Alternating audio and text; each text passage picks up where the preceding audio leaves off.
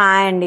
రోజు మనం బ్రేక్‌ఫాస్ట్‌ని హాట్‌గా తింటాం. మరి ఈ సమ్మర్‌లో మనం చిల్డ్ బ్రేక్‌ఫాస్ట్ తింటే వినడానికే బావుంది కదూ! తినడానికి కూడా చాలా బావుందండి. యాక్చువల్లీ ట్రయల్ పర్పస్ మీద చేశాను కానీ the recipe came out very well అనమాట. టేస్టీగా ఉంది. High protein rich and with butter milk.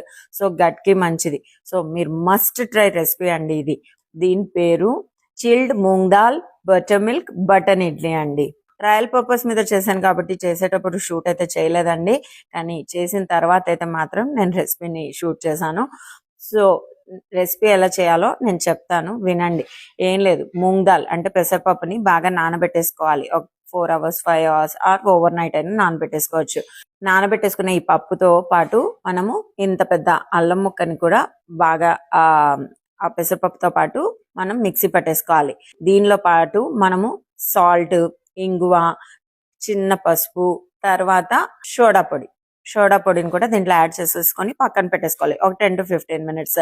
ఆ తర్వాత బటన్ ఇడ్లీ కుక్కర్ ఉంటుంది కదా, దానిలో మనము ఇడ్లీస్ లాగా దీన్ని వండేసుకోవాలి. ఈ ఇడ్లీస్ ని మనము కాస్త వామ్ వాటర్ లో షిఫ్ట్ చేయాలి. ఇడ్లీస్ అయిపోయిన తర్వాత షిఫ్ట్ చేస్తే అవి పఫీగా తయారవుతాయి అన్నమాట. అవి ఒక 5 మినిట్స్ ఉంటే సరిపోతుంది. ఆ 5 మినిట్స్ నానే లోపల మనము బటర్ మిల్క్ ని తయారు చేసుకుందాం. ఈ బటర్ మిల్క్ ఏం కావాలంటే పచ్చిమిర్చి, ఎండుమిర్చి, జీలకర్ర అండ్ వెల్లుల్లి ప్లస్ కొబ్బరి, ఈ 5 కలిపి బాగా మిక్సీ పట్టేయాలి. ఈయంతో పాటు పెరుగును కూడా వేసి బాగా మిక్సీ పట్టేయాలి.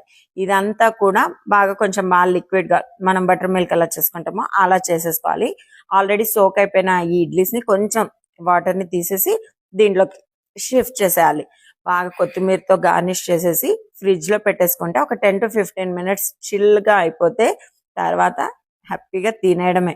ఎలా ఉంటుందో ఇంత ప్రాసెస్ కదా అని అనుకున్నాను. Taste is very very good అండి.